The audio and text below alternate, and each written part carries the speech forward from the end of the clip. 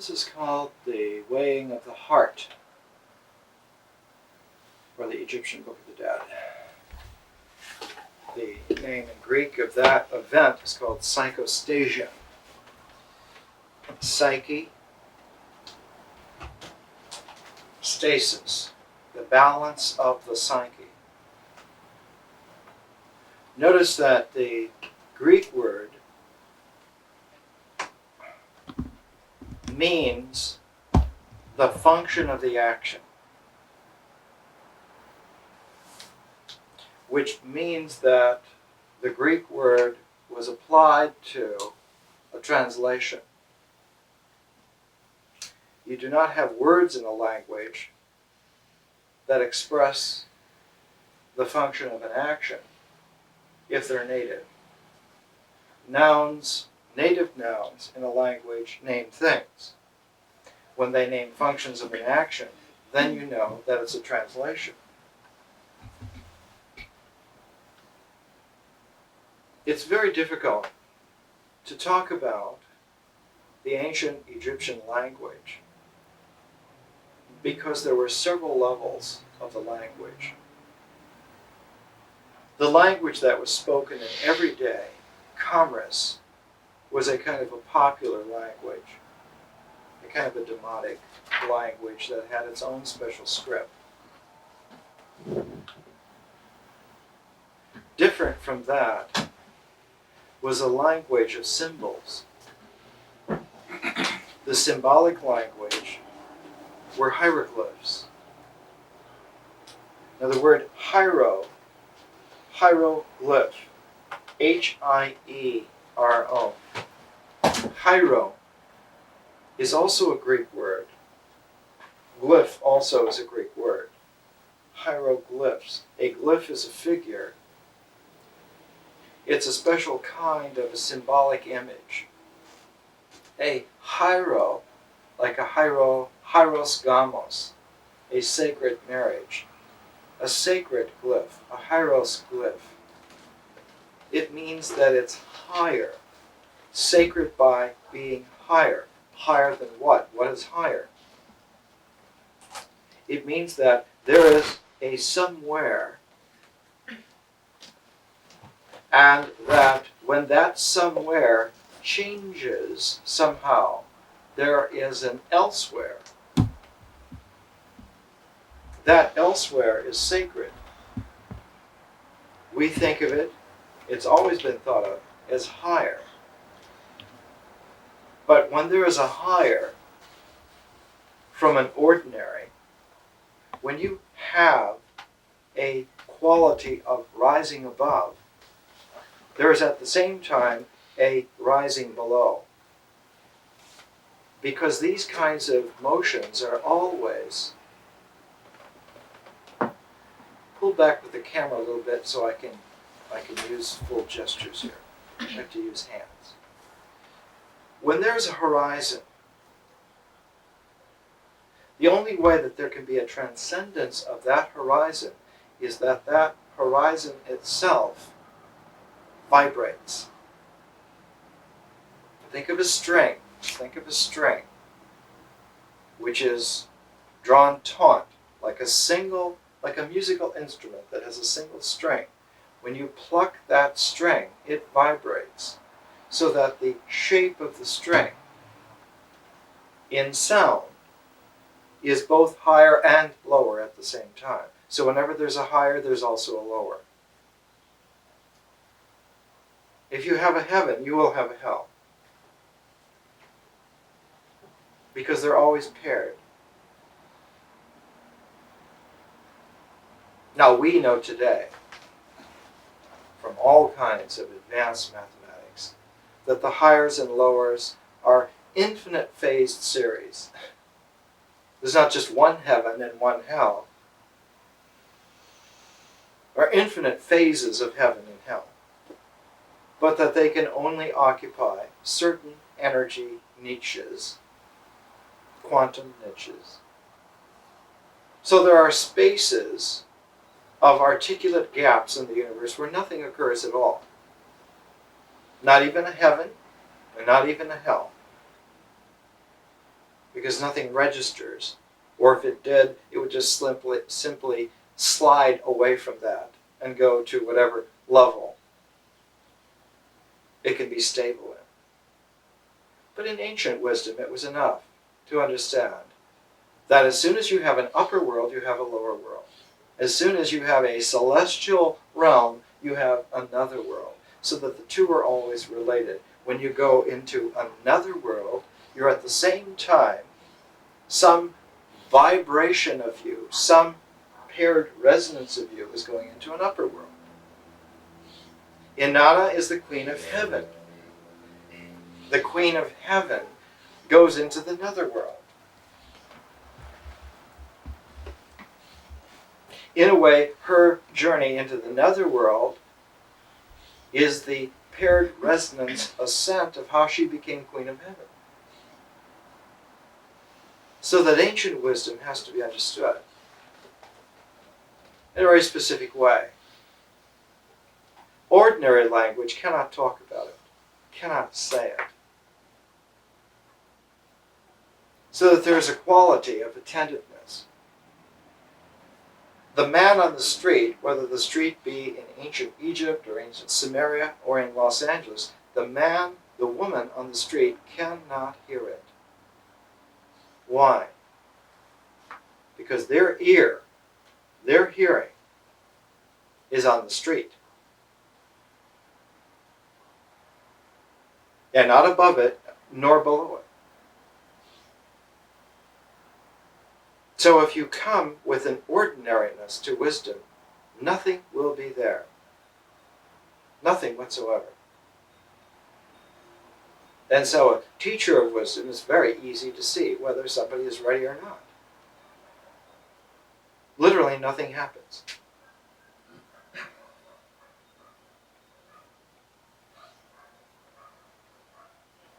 Whereas true wisdom is extraordinary. It is radically different from the street. There's no mistaking it whatsoever. The ancient hieroglyphic pronunciation of the character for the spiritual body of a man is Sahu, Sahu, Sahu.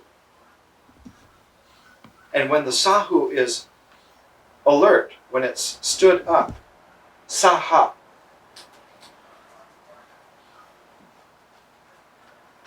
And if you go to ancient Sanskrit, the highest chakra is the Saha Rastra chakra. It means the spiritual body stood up.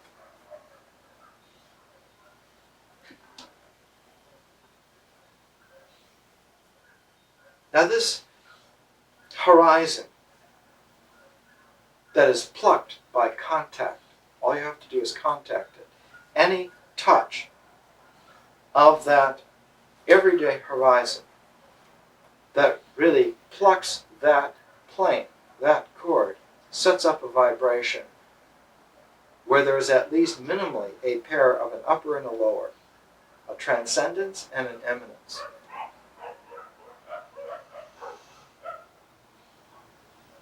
You can see that Inanna is all about that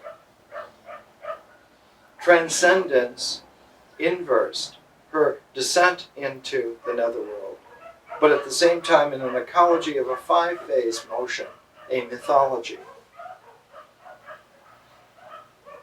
So her descent into the netherworld and her ascent to become Inanna, jeweled Inanna, the gorgeous goddess of the dancing cosmos,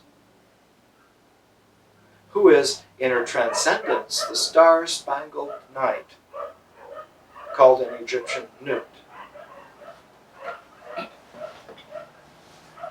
And so profound in that figuration that the inner part of the coffins always had a painting of Nut, the goddess of the sky, so that when you were placed in your sarcophagus, when you were placed in your coffin, her symbol embraced you, and you were ready then for eternity, if you could carry through the journey. And the journey was carried through by sacred language. Because everyday language is good only here in the everyday. It doesn't go anywhere. It can't go one iota above or below the street. But when you die, you're no longer on the street. You got to have a language that you can use. So if you're satisfied with everyday language, you're not going to be deaf and dumb when you're dead. That's the way the ancient Egyptians looked at it. That's the way the ancient Indians looked at it. That's the way all ancient wisdom traditions looked at it. And so if you want to have the capacity to speak and to hear, to communicate, on all of the realms of the universe that are not just the street where you live, the street where you work, the street where you shop, the street where you have your everyday ordinariness, all the rest of the universe is extraordinary. And so vast is it that the ordinariness, by perspective, disappears, vanishes into insignificance just in the first second, the first nanosecond of awakening. And what was so satisfying, what was so ambitious, what was so overwhelmingly important, that whole realm vanishes like a thin hair in the wind and the sunlight. How selfish, how stupid. And so one needs to have a sacred language.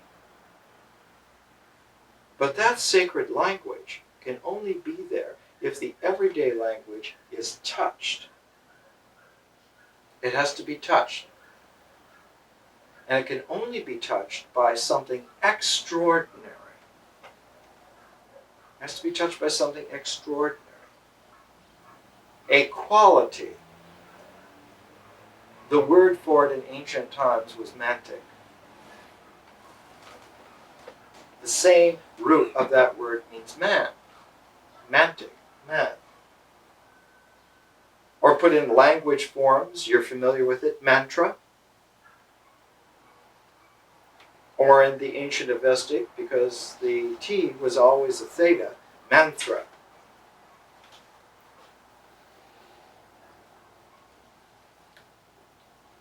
So the very sacred form of a language which could carry extraordinary resonance for man is what Plato's Phaedrus finally is all about. Which is why we're looking at Plato's Phaedrus with Inanna. We're looking at the way in which the touch, the ultimate touch of extraordinariness, has to do with love. Plato has Socrates say there are 4 kinds of madness. In the Phaedrus, I think it's at 265b, when you look at Plato's dialogues, you'll find that there are little numbers that are placed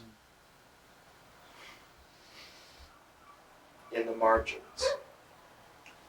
Numbers and letters.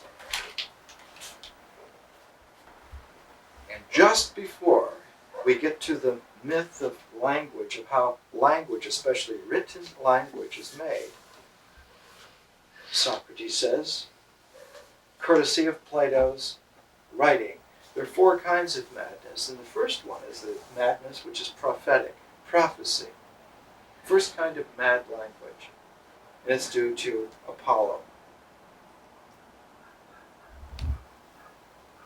And the second kind of madness is mystic madness. And it has as its divine image the function of the mythic image of Dionysos. The third kind of magic is poetic magic. And the mythic image of poetic magic are the 9 muses.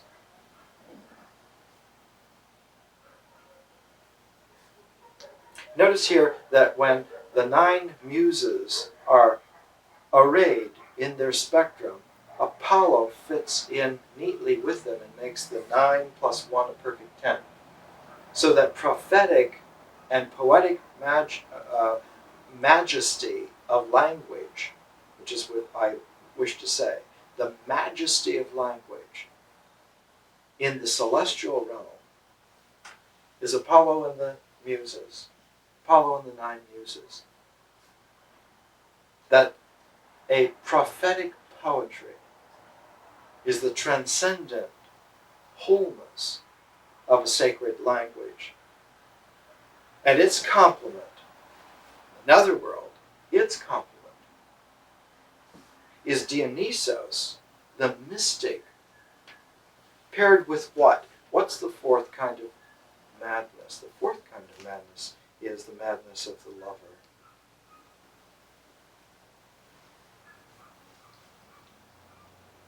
Aphrodite, Eros. That the mystic paired with the erotic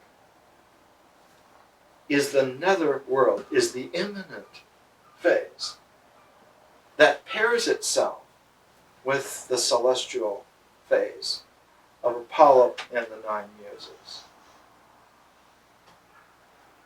And that whenever you have the muses who inspire an Apollonian vision, at the very same time, you have the capacity for the mystic lover. They go together. They're a pair. They're an extraordinary pair. And Plato's dialogue Phaedrus carries the tremendous insight of this. And we're taking Plato's insight of 2,400 years ago and pairing it up with Inanna so that we can begin our development of myth. This is only the first phase of a whole development which fits into an 8-part 2-year concourse. And what do you have if you have all that? You have a compass for civilization.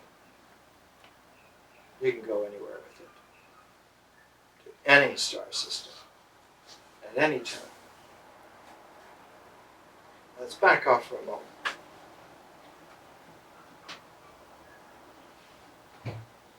Let's take the Little Penguin Classic edition of Phaedrus, which you could buy. I bought this once a long time ago for $3.95. I think it's now $6.95 or something. If you had a little $6.95 paperback, suppose you got interested in this course for real and decided to just go and shoot $7. Let's get a paperback. What will we find? Well, if you open up to the beginning, you get to something like this in the introduction. The Phaedrus is chiefly valued by lovers of the classics for its idyllic setting and its magnificent myth. It touches, however, on many of the main themes of Platonic philosophy that it is unusually difficult to grasp its structure as a whole.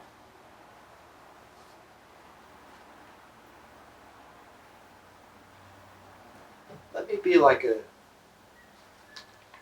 kind of a person who cuts jewels, who takes the raw jewels, the raw stones. And the first thing that a really good jewel cutter does is he assesses the structure and he finds out what is the angle of the facets of the crystal. Because every crystal has a particular angle. And if you apply a paired energy along that angle, it's called, in relativistic cosmology, the angular momentum. It's just a fancy way of saying the jeweler knows how to hold the chisel and how to strike the hammer, to split the raw to make the jewel. Where would you split the Phaedrus so that one would get the archetypal angular momentum facet revealed. You would go to Phaedrus. I think that the page number here is 274b, which in the Penguin Classic edition is page 95. And so if you skipped over the first 94 pages and you went to page 95, right here is the very place to put the chisel point and to strike it with the hammer of intent and deliver for yourself an insight into the very nature of the jeweled structure of this particular gem. In fact, it has a headline in the Penguin Classic. The headline of this section is "The Inferiority of the Written to the Spoken Word." The inferiority of the written to the spoken word. And right away, somebody in the wisdom tradition would understand that there's a little bit of foolishness here in the rendition. On the surface, Socrates is certainly saying that the written word is suspect compared to the spoken word. But there's an implication here. The implication is that when you're dealing with the ordinary person, the written word is certainly suspect. Why this is so is a universal lesson in political philosophy. The very first lesson to learn. It's the lesson that Thomas Jefferson placed before James Madison when he said, every 19 years there should be a revolution, a complete change of government. Then all the population of living people should have the chance to redo from scratch the form of government, because every generation has a completely different world to deal with. And the earth belongs to the living. He used a legal term from the Latin usufruct. It means in law that the final decision on law is that the living inherit the power of decision and that the dead have nothing further to say. Of course, this can be abused like anything else. But its origin is here in Plato. It's here at 274b and following in Phaedrus. And I'd like to just follow that through because it's important for us. It's just a few pages. We're not going to read a few pages. I won't burden you with that. But I want to alert you to where it is so that you can read those pages. You can burden yourself with that because it's the kind of burden where wings get grown. Socrates says, here at 274b, and I've made a page of this so that you can take this page. I'll have it here next week along with these pages of notes from last week and the week before. You'll have this page.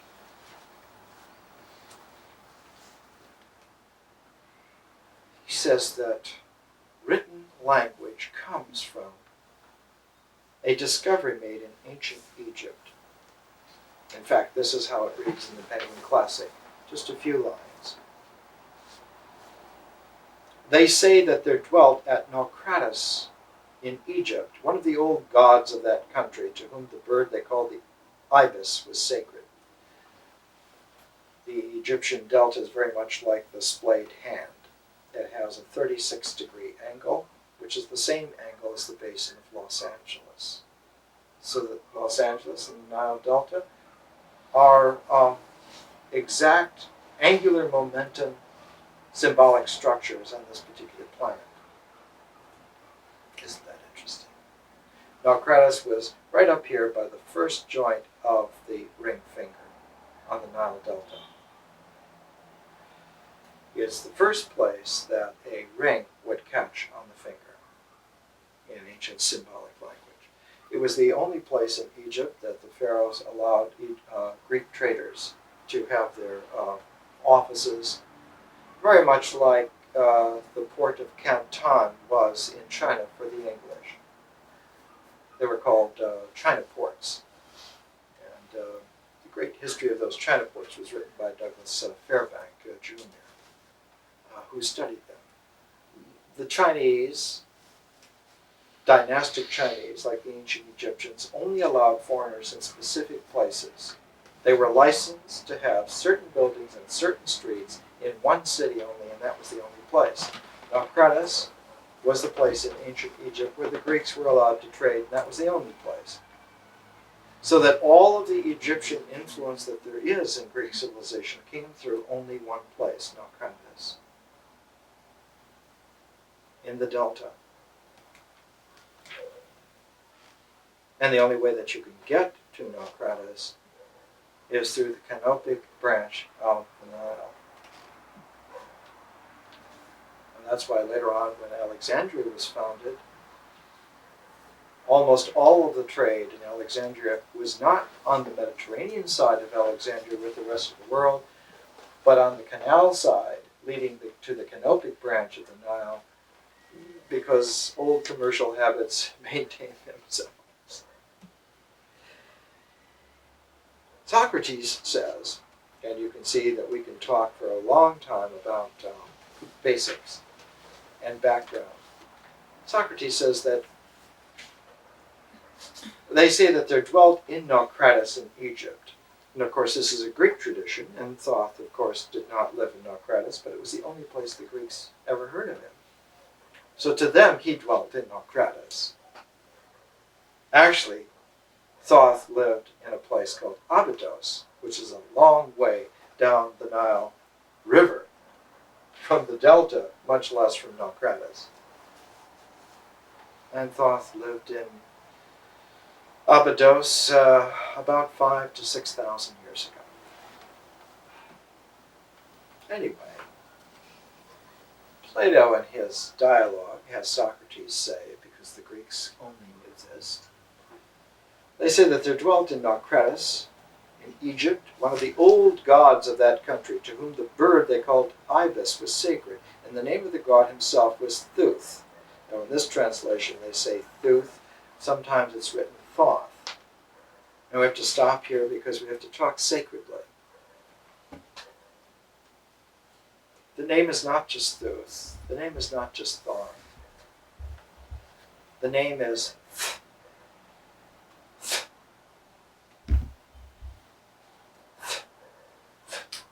two thetas pronounced without any sound, but only with aspiration.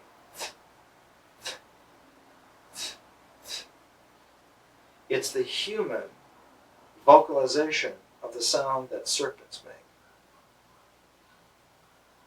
And by doubling that sound, you get a pair of that sound. And the pair always balances itself on a single point, and the single point was the vowel O. O. Thoth. So that the word, the name of the god of writing, the name of the god who became Hermes Trismegistus, his very name is the sonal image of the balance of the two scales, balanced on a single vowel, O, which is the vowel of wonderment. O, O, O, O. So the balance is on the fulcrum of realization within the balanced sounds, so that when you put it into diagrammic form, which I did here, which is different from diagrammic form shows the two THs on two balanced scales, and the O as the vowel, holding them up, and that's the image of the balance of the weighing of the heart in the Egyptian Book of the Dead, the Psychostasia. But there is a even more esoteric quality which is carried in an amulet. Actually, when it's used as a talisman. It's the most sacred talisman of ancient Egypt. The usual form that you're familiar with is the ankh. The Ankh, which is, I don't have a pen, it's like a cross. At the top of the cross is a large egg-shaped oval. The Ankh is the symbol of life. It's actually the symbolism enfolds and encodes the figure, the mythic figure, the Egyptian divine mythic figure of Isis. Isis. That the Ankh bestows life. The thinking cross bestows life. And this Ankh was enfolded in a special way known as the knot of Isis. Here is a good illustration from a magical papyrus of the knot of the Ankh of Isis. And this is very much a mystical image of, there are many other examples of this that one could have, and I would like to just give you one little indication here.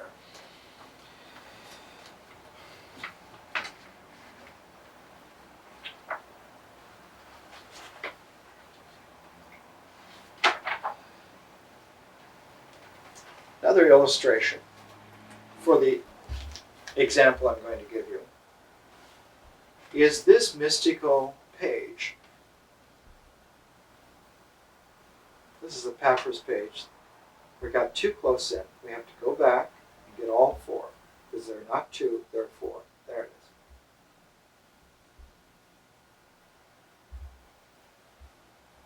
A pair of pairs. Not only is Thoth there, but Thoth is there in his magical mystery way. Two thoughts, a pair of thoughts. Why is there a pair of thoughts? Because the ordinary has been touched by the high form of madness. Mystic love ratioed with prophetic poetry. And when they're brought together, those four make a single resonant whole of extraordinariness. And so Thoth is here, and this particular page in the Egyptian Book of the Dead has something to do with a certain, they call them spells in this translation. It's a very poor English word for what's going on here. They say it has to do with spell 161. These are magical hymns. Magical hymns. What use were these magical hymns? These magical hymns were the movements in the extraordinary universe of sacred language. You could not go anywhere without knowing the sacred hymn for this particular movement. Because the extraordinary universe has gaps in between it where nothing happens. Nothing registers. And the profane are instantly stuck at the very first place they get in the extraordinary world. They never move beyond it. They're frozen. And because they are frozen forever, they eventually, just out of the simple decay of tau neutrinos, fade into very poor light, which fades and finally becomes very dim. And so the ancient Egyptian priests used to say, would you not like to forestall being a very dim, pale reflection of yourself forever? Would you not like to be mobile in an extraordinary universe and be able to go and have adventures in it and go places? Well, then you have to learn the mystic, lovers, prophetic, poetry, language. And you have to learn all of them so that you can move. What does this particular mystic hymn do? It allows you to go into the solar disk. And what happens when you go into the solar disk? It means that you open the sky. In a prosaic 1994 language, it means that you can go to space travel. You can open the sky, you can go elsewhere, other worlds. It's the mystic hymn for opening the sky and entering into the solar disk. I'll leave it out here for you to look at during the break. What does this have to do with Plato, with Phaedrus, with Inanna, with our education? My God, all these different levels. It's very difficult to keep them in view. How can we keep them in view? If we use imagination, we cannot keep them in view. The only way to keep them in view is through memory. The only way to keep a complex, mobile gestalt that's constantly changing and has only specific places where it registers and many places where it doesn't register at all, the only way to keep this kind of a fantastic confusion in its pattern is through memory. Imagination cannot do it. Because imagination, beautiful as it is, bright as it is like a enthusiastic child that eventually in complexity forgets where it is, forgets what's happening. And so you cannot take the enthusiastic language of myth, which is the language of imagination, for complex journeys into a different mode. Imagination is very good for integration. It doesn't work at all for differentiation. Any good quantum physicist will tell you that if you try to make pictures in your mind of the quantum world, you're misunderstanding. Because it's a differential manifold, not a imaginative integral line.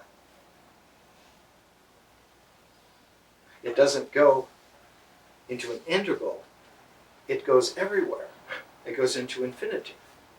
And one of the first indications of a superior, mature mathematics is that you get the problem of dealing with lots of infinities all the time, which is what used to happen in the 1980s with higher mathematics when it broke into new realms. The problem was, how do you deal with infinite infinities all the time cropping up? And of course, there are ways. But there are differential ways, not integral ways. You have to deal with it through memory. A sacred memory. And for that, you have to know the way that language changes. And that has everything to do with what we're talking about here. Here is what Socrates says. We'll have it, and then we'll have our break, and then we'll come right back and have the follow-up to it.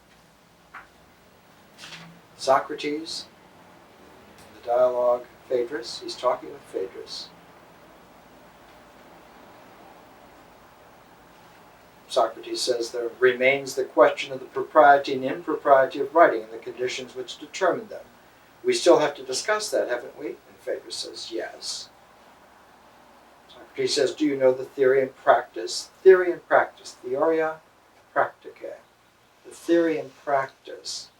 Another pair. Which will best please God as far as words are concerned? No, I do not. Do you?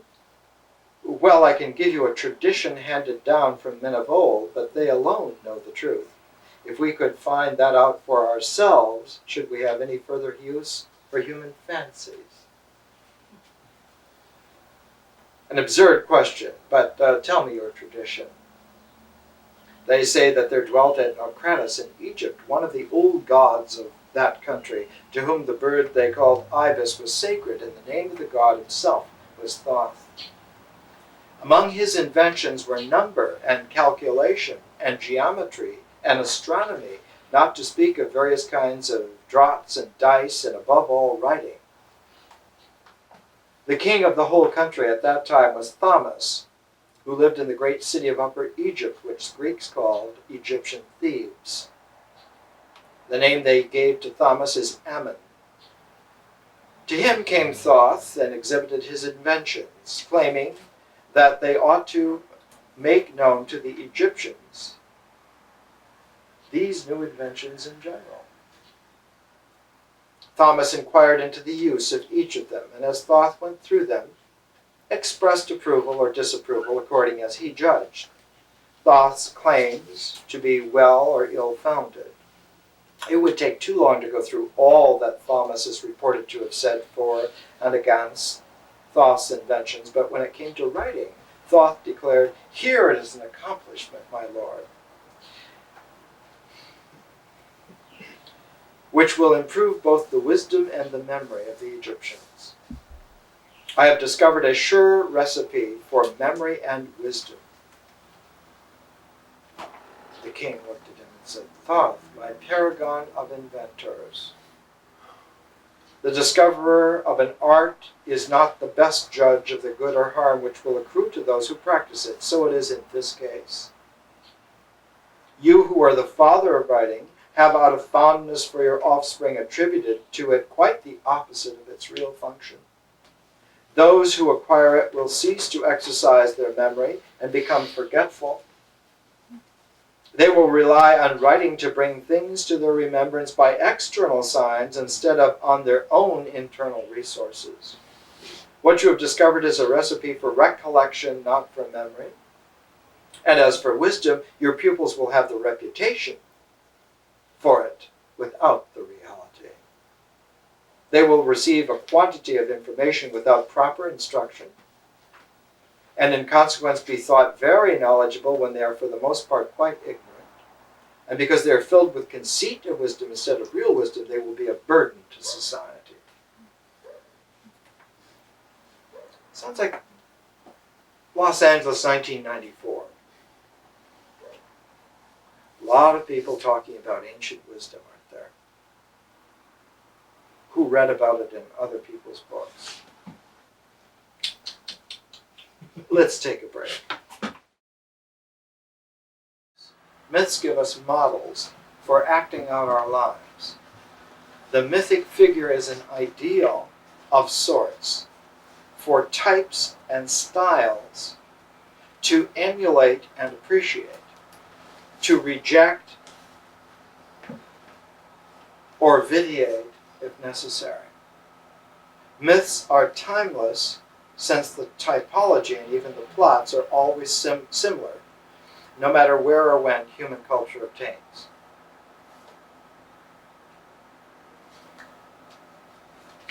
The mother is always a mother, the devil's always a devil, in whatever way.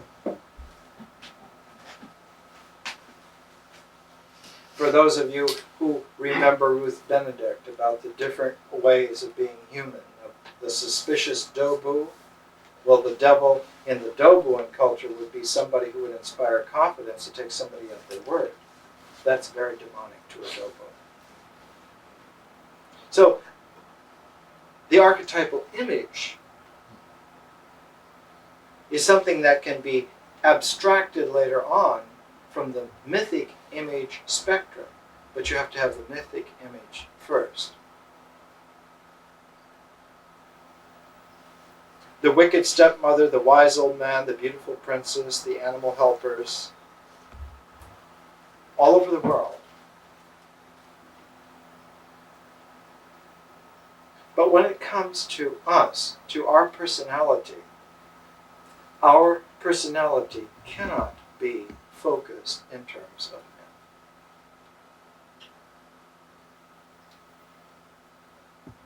men. The human personality is spiritual. It is free. Free from any form.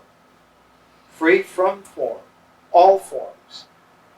Mysterious, protean, unbound. Its health is not in imitation, however perfect, sweet, brilliant, or traditional, of any model.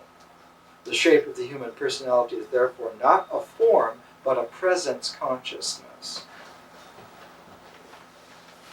In thought and feeling, abiding.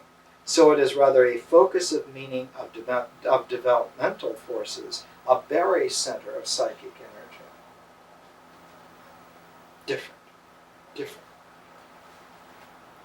And that's what's going on here.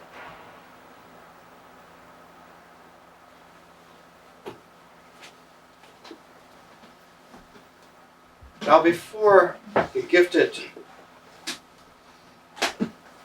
Sir Wallace Budge, E.A. Wallace Budge, who did all these wonderful editions and translations, this one of the Egyptian Book of the Dead, and he was well trained for this. He was exceedingly well trained. His mentor was Samuel Birch, who you've probably never heard of, but Samuel Birch was the first keeper of the British Museum. He was the first one to master all of the collections of the British Museum. And because they had treasures, the British Empire had looted the world, and they had the most beautiful antiquities and treasures from anywhere. If you think San Simeon and places like that are colossal, you should have seen the British Museum at the apex of the British Empire. It was the one place in the world where all the treasures of all the civilizations of the world were together, but they were uncatalogued. They were uncollected. So Samuel Birch is the one who did this, and his little teenage helper was the young Wallace Budge, who literally grew up in the British Museum. And so when he became the keeper of the antiquities of the British Museum, he had been at it all his life. And when he made these translations of the Egyptian Book of the Dead, it was because he read all of the ancient languages. He was an intellectual prodigy. He could read all of the languages of antiquity. Even Egyptian hieroglyphic. He's the one who has done the big 2-volume dictionary of Egyptian hieroglyphs that Dover still has in print. He understood it better than anyone.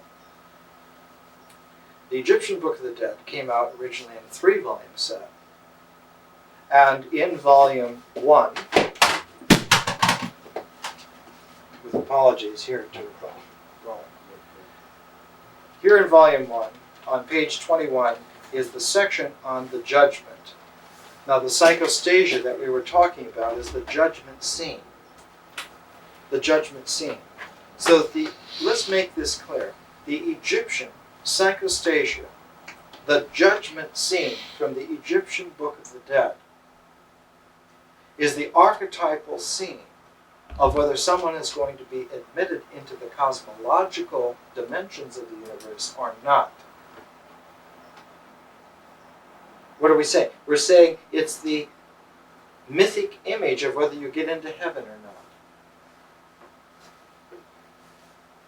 The Egyptian weighing of the soul, the judgment day, has its reverberation, for instance, in the Sistine Chapel, on the back wall of the Sistine Chapel, not the ceiling, but the back wall has Michelangelo's presentation of Judgment Day. In the Jewish tradition, it's called Yom Yahweh, God's Day, His Judgment Day. That periodically, in the concourse of events and reality, there comes a day when everyone must present themselves before God. For instance, in the book of Job is all about Judgment Day, when the devil has to present himself before God. And of course the devil, in the book of Job, does what the devil always does. He says, look at me. I have 3-tone leather shoes, I have striped pants, and I sizzle. And God, to cool him off, says, where do you come from? Not because he doesn't know, but because he's doing a not thing. He's taking the devil's energy and reflecting it back at him. He's doing an Isis knot. He's trying to give life to the devil. And the devil says, I come from roving to and fro on the earth. And God says to him, the earth, then you must know my faithful servant Job, for he's the finest man on the earth. The devil says, he is. Well, that's because you favor. Take away his stuff. You could just see it, Jack Palance kind of smirk, right? So that Judgment Day happens for every who that there is, even the devil. The Egyptian Judgment Day is for you. And that Judgment Day was the weighing of the heart. In simple terms, the heart had to be lighter than a feather. Here were the scales, and here was a feather. And if your heart were heavier than a feather, well, they plucked you off the scales and fed you to a little convenient monster that was there. Sort of like heaven's little watchdog. All mouth and teeth, like one of those creatures from Return of the Jedi that guarded Jabba the Hutt. One of his little mongrel dog-type monsters. You were just fed immediately. There's a rustle of sound and a gnashing of gums, and you were gone. If the feather, they never tell you this other part, if the feather were heavier than your heart, if your heart was lighter than the feather, you were out of balance in the other way. One way, if you had a heavy heart, you were out of balance. But if you had dreamed in fictive fantasies all your life and were not real, the heart was lighter and you were fed to the dog again. You had to balance. No one ever told you this, that you can overdo goodness? Did you not know this? You can overdo goodness. Mark Twain once said that he always kept a few bad habits, so when the going got really rough, he'd have something to give up. You have to be smart in this world, like Mark Twain. Because if you're naive, if you're really good, you're going to float right off the scales and become food. So balance. Oh, pay, Nello, pay. You have to be balanced. Why balanced? Because only in that balance is your particular string on the instrument of the real stretched, taut, and in tune, so that when you are touched by love, you are plucked, and the right resonance makes all the phases of reality happen.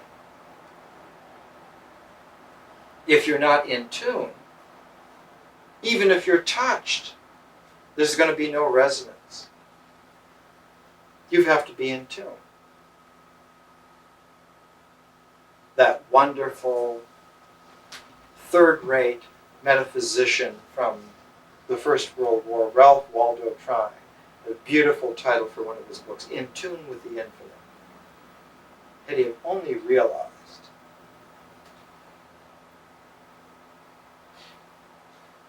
the judgment. What about the judgment? You have to be in tune. How do you stay in tune? By understanding language in a very special way. It has to do with language, which has to do with sacred language, which has to do with memory. There's something about memory. Only when we are balanced, so that imagination and memory are balanced, does the horizon of language run from myth to magic. Memory has to do with magic language. Imagination has to do with mythic language. The language of myth has to do with myth, so we have to be very masterful about myth, and we have to be very masterful about magic language. We call it today vision. Plato, it comes from Plato.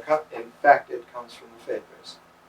You have to have a visionary capacity in order to have a healthy memory, in order for magic language, visionary magic language, to be differentially balanced with the imaginative language of myth.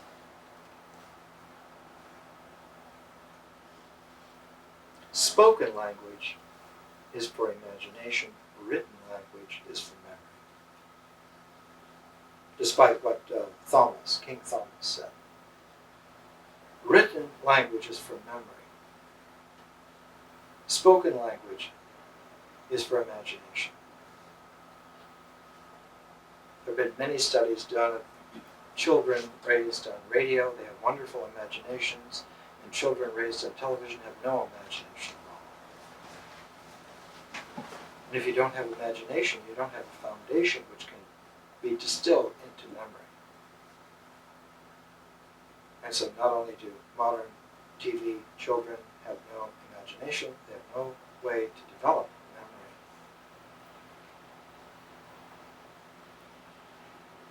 So they don't have any way to participate on the mythic level, and they wouldn't even believe that there's a magic level. And there's no way to experience the equilibrium, the equanimity in between. Rather than a lost generation, it's a thrown away generation. What's the cure? Tell stories to children. You tell stories to children. Read the stories out loud to adults to get their imagination coming back. Reading out loud, it's one of the most primordial of all activities. Because when you channel back, when you enfold a written language back into a spoken language, it's like refreshing, refurbishing the whole ecology of the psyche. It airs out the psyche.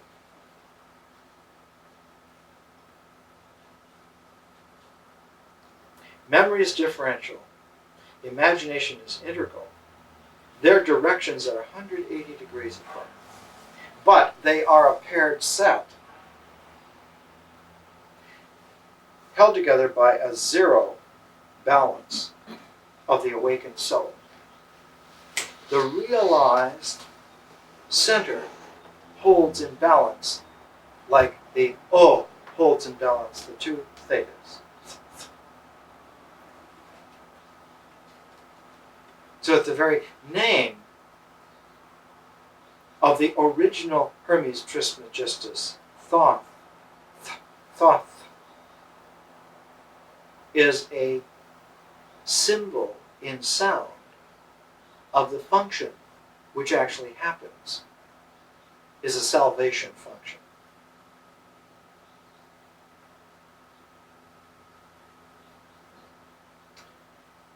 I don't think it's written down in any book. I think if you don't know that, if you don't find that out and remember that, I don't think there's any way to find that out now. There are no books extant that have that in. There are fragmented shards here and there, but you wouldn't find that. So teachers who are dependent on other people's books don't know that at all. They don't know how to practice that. They don't know the theory of that. So that their teaching doesn't do anything in reality. It just keeps the arcade game level going. Just another shop on the street. Just another little compartment of the ordinary. Now, this distillation, this transformation from the mythic creative imagination to the differential mnemonic cosmos is what goes on here when Socrates, a few pages later, says,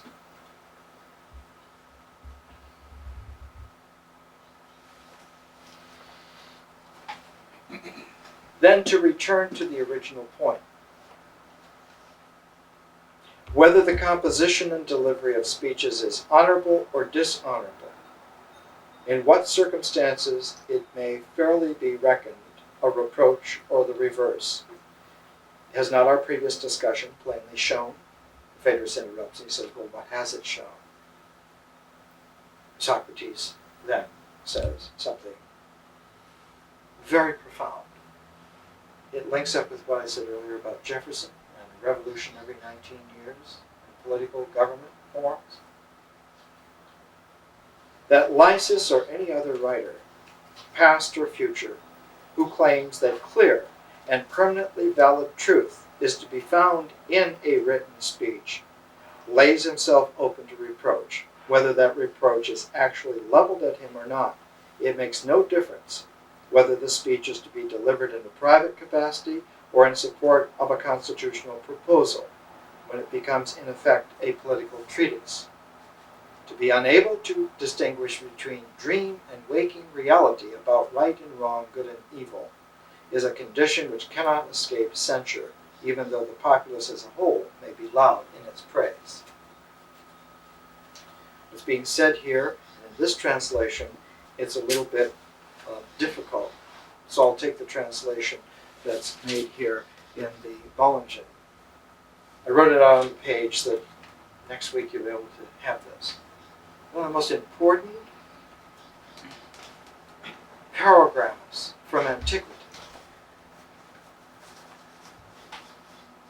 because it is a summation of the meaning of the whole spiritual tradition about language and man's nature, and the way, when it's put in application, we have forms of government, social forms.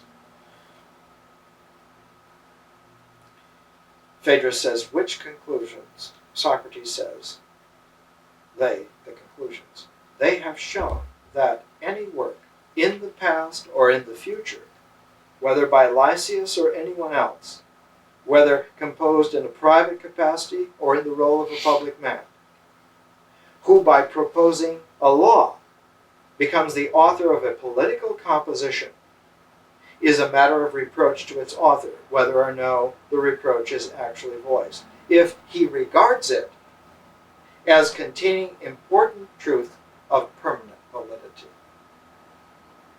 For ignorance of what is a waking vision and what is a mere dream image cannot be truly acquitted. That is very complex. It's very difficult to understand. But once understood, it introduces a quality of purity to the taste for social forms, so that ever after one can tell whether something is sugary or salty, or whether it is natural, whether it will work. And there's nothing worse than the world that we have at the current time, when all the social forms are sour.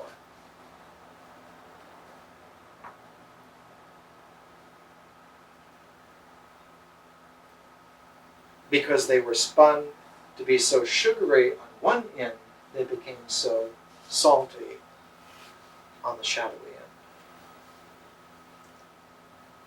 And so they're sugary to the pizzazzy street level, and they're completely salty to the deeper psychic qualities.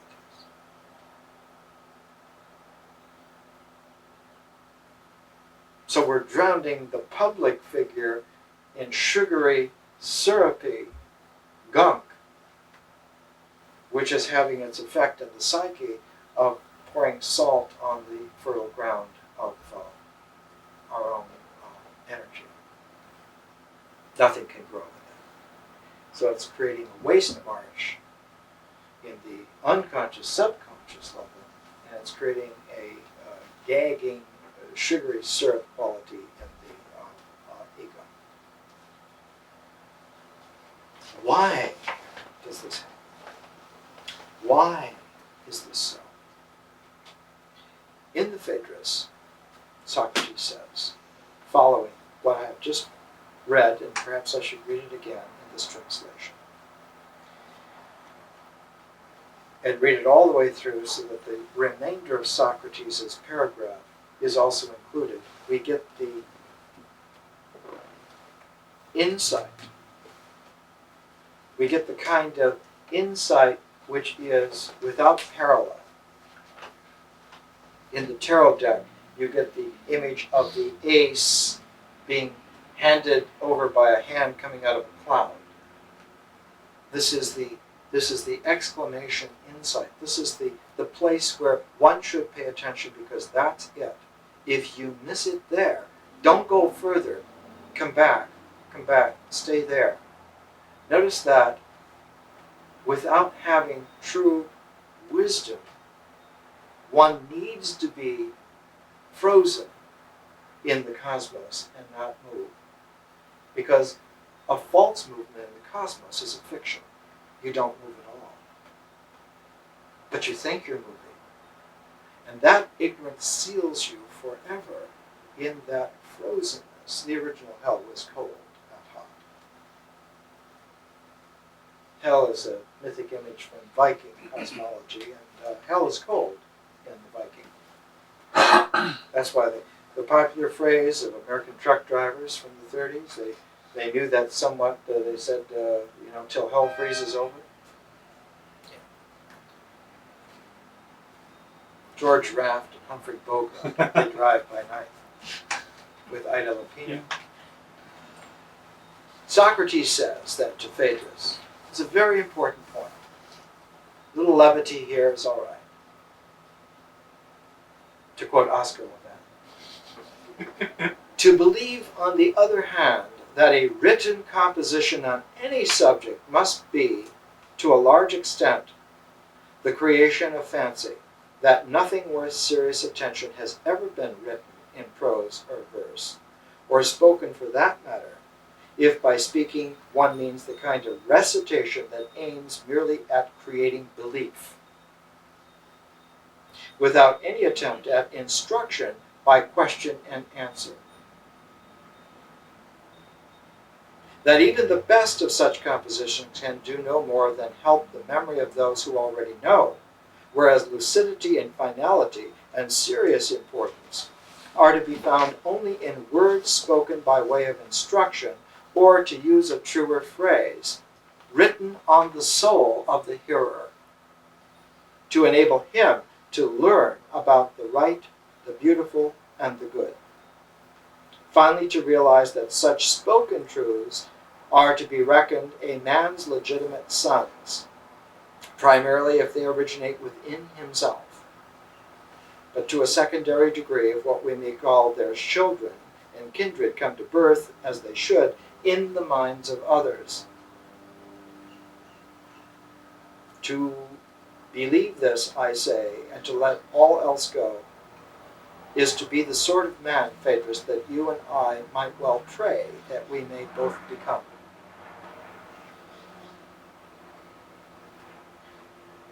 It's still not clear. It's still not clear.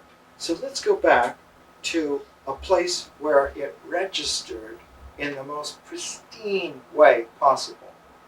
It didn't register in Plato's time. When Plato wrote the Phaedrus, Athens was under such a severe tyranny, the tyranny of the 30, that the city was literally one of the worst places to be.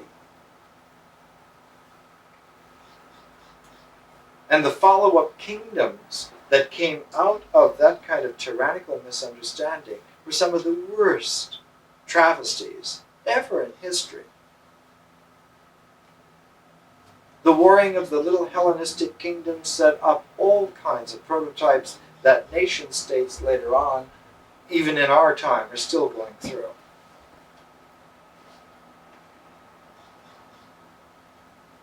The stockpiling of military power to overwhelm each other, the use of spies to infiltrate and destroy from within the other's capacity to survive. The Cold War of the 20th century is a complete replay of the Peloponnesian War of Plato's time. Because those puppet shows go on indefinitely. Why? Because they are frozen moments in the universe. And unless there is a real movement out of them, there is no movement whatsoever. Even though you imagine that lots of centuries went by, nothing happened.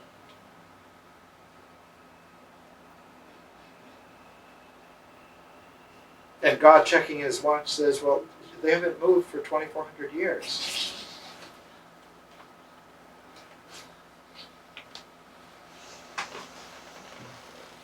He says, go down there and yell, all aboard, train's leaving. Let's come to Philo. Philo was a Jew. He's a Hellenistic Jew. Philo of Alexandria. Philo lived 400 years after Plato.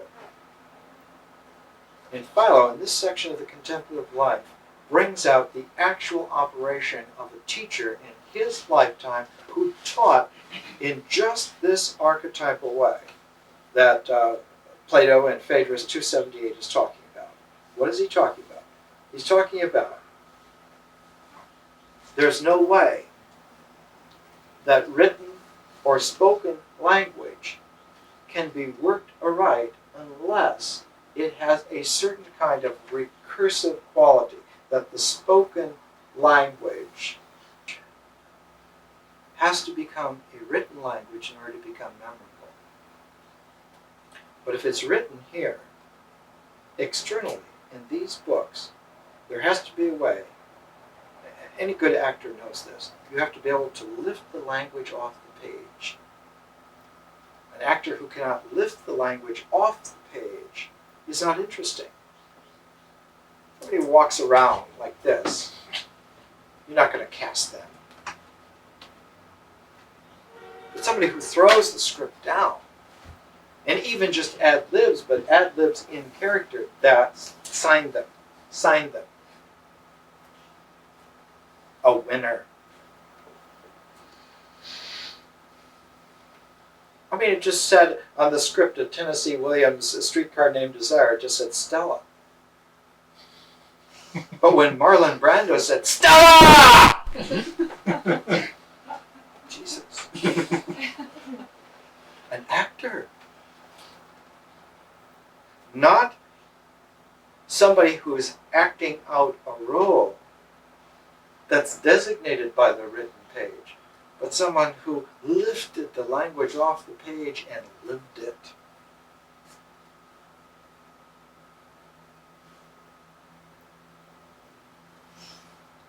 And so someone who really experiences that wants to know, well, what kind of gum was Stanley Kowalski chewing?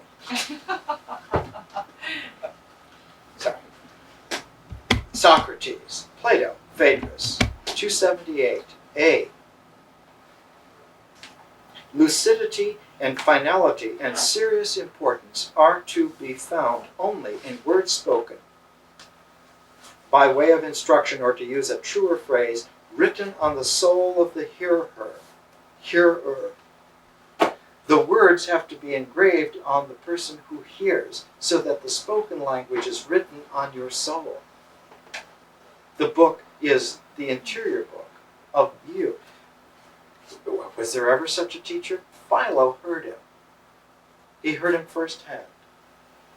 And in his book, The Contemplative Life, written about 40 CE, 40 AD,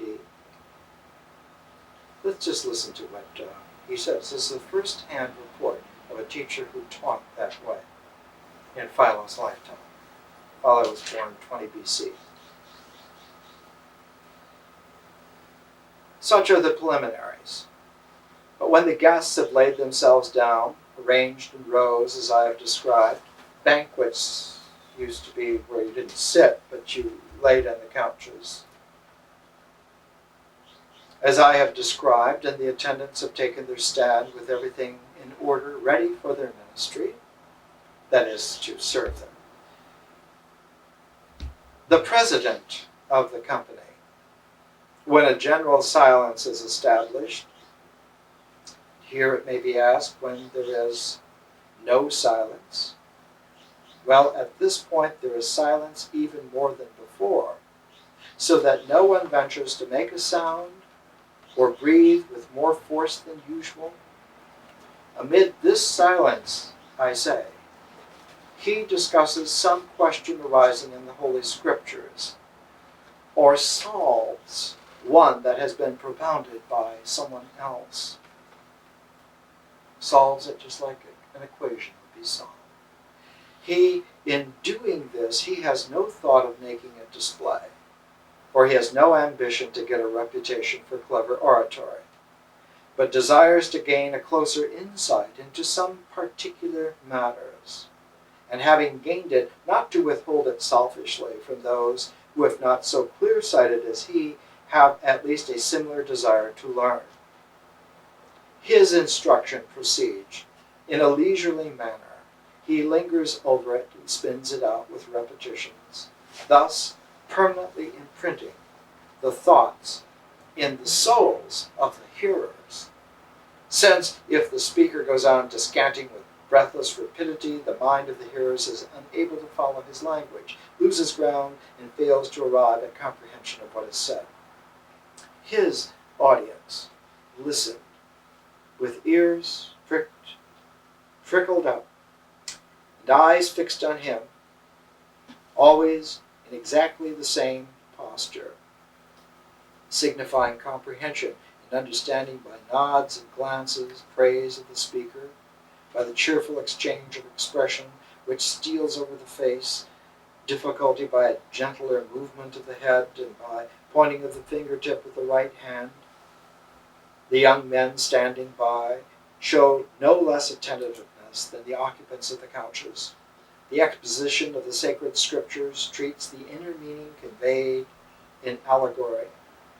For to those people, the whole law book, the Torah, seems to resemble a living creature with the literal ordinances for its body and for its soul the invisible mind laid up in its wording.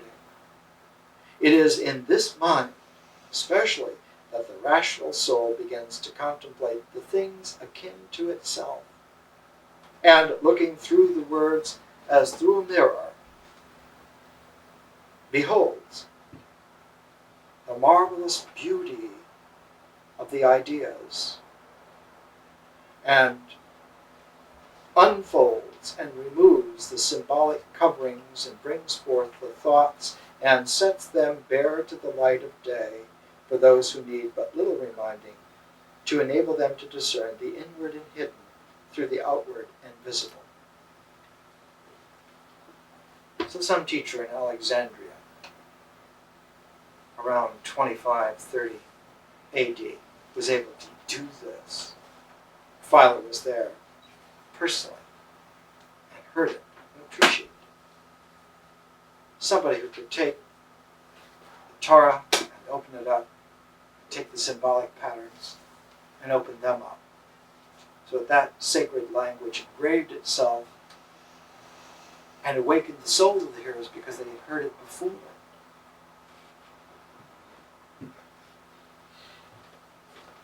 This quality is the very quality that opens the solar disk and allows someone to go into the sky and live with the Lord of millions of years. This is exactly what the Queen of Heaven, Inanna, must do. But she must do it in such a way that she becomes conscious of it. Her ascent into heaven was something that did not happen as a step journey. She was the Queen of Heaven. And so the only journey that she could take was the descent into the netherworld. She already was the Queen of Heaven, so she couldn't make an ascent and become the Queen of Heaven. She already was the Queen of Heaven. What she had to do was to memnonically go the other way so that she could then recursively realize how she had become who she really was. Why do people go through hell in order to realize why they're in heaven?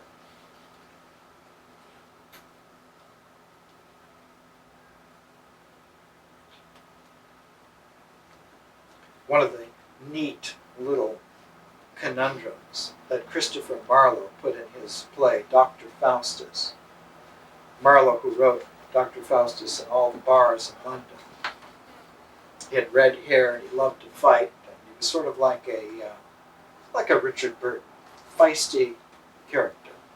Not a Welsh from the Downs, Southern Downs.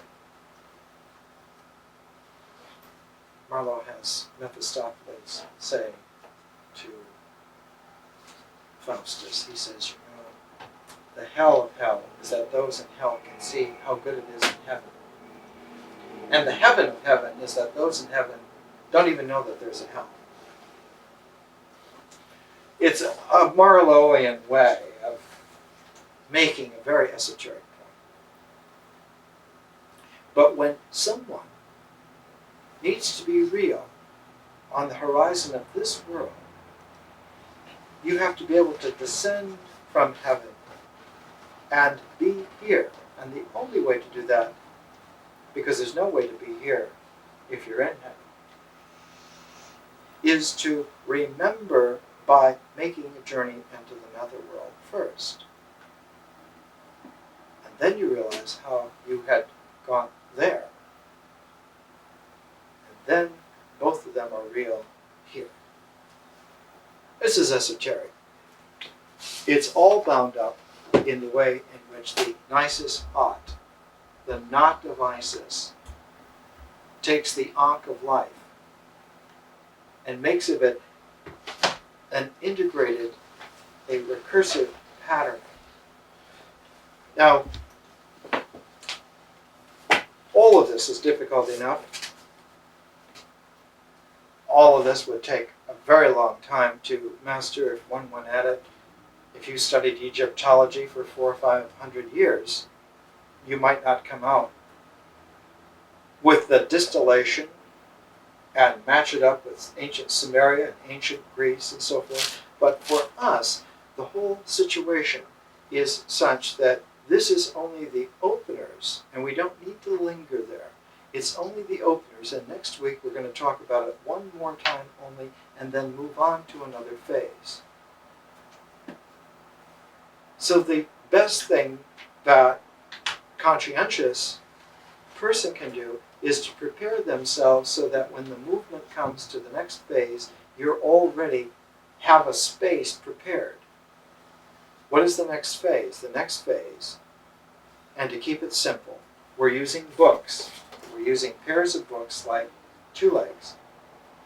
So the next step that we're going to take is not Plato and Inanna together, but the book of Daniel from the Old Testament and Sir Gawain and the Green Knight, a medieval romance. So you might look ahead and go and get those things. Find them someplace. And just have them ready. And maybe put them together someplace where you live, wherever you live. On a table in some room, on a chair in some place. And just put them together. Because one then is preparing the resonances of the ordinary. So that when some real visionary language comes instantly and direct from an actual happening, they'll vibrate. Why will they vibrate? It's a curious thing. Helmholtz wrote a whole book about the curiosities of tone. If you have a room full of violins, and they're in tune, you can take any violin in the room, and you can play a note on one of the strings of that violin, and all of the violins in the room will have that string vibrate to it. Why? Because it's a universal law. There has to be a parallel resonance if they're in tune. So if you tune yourself and you have your violin laying around, in 2 weeks when that language comes in there, they will vibrate. They'll be there. It will happen. Let's come back to where we began. Myth gives us models for acting out our lives. The mythic figure is an ideal of sorts for types and styles to emulate and appreciate or to reject and vitiate. Myths are timeless since the typology and even the plots are always similar. In one place, in the Gospel of Philip, which is one of the books thrown away by all the Christian councils, but amazingly found after the Second World War in Egypt. Yeah, all these things were found in Egypt because that's where we were. The Najamite. In the Gospel of Philip, he says that Jesus said once that the world, this everyday world, is only there in images and types, because that's the only way in which it registers on this kind of dull level, is in images and types. It doesn't really live, because the images and types are only imitations of the real life which is lived elsewhere, and the elsewhere being all the rest of the cosmos.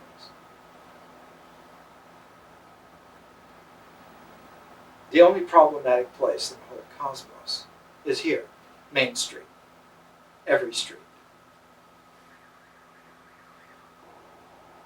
History, we're looking ahead now, history gives us ideas for planning out our lives. Rather than being a mere model, an image, the idea is capable of generating a plan for action. Any acting would be a mere rehearsal towards improving performance in an actual life situation. History relates to life, while myth relates to story. History develops a strategy for patterning life, where myth sensitizes us to types of scenarios. To go beyond the scenarios into your own life is the achievement of historical consciousness. Where myth has ritual substrata, history has a person substrata. Historical sequences found themselves on the character of people, their goals, their principles, or lack thereof. Myth is a collective cultural consensus. History is an individual and idea-centered planet. An undeveloped, regressed population which is weak in historical consciousness is fair game, even prey to the demagogue who projects a powerful mythic surrogate. Nazi Germany, shogunate Japan, imperial Rome were societies swallowed by mythic demagogues because of weak historical consciousness in the general population. The lessons of history are clear.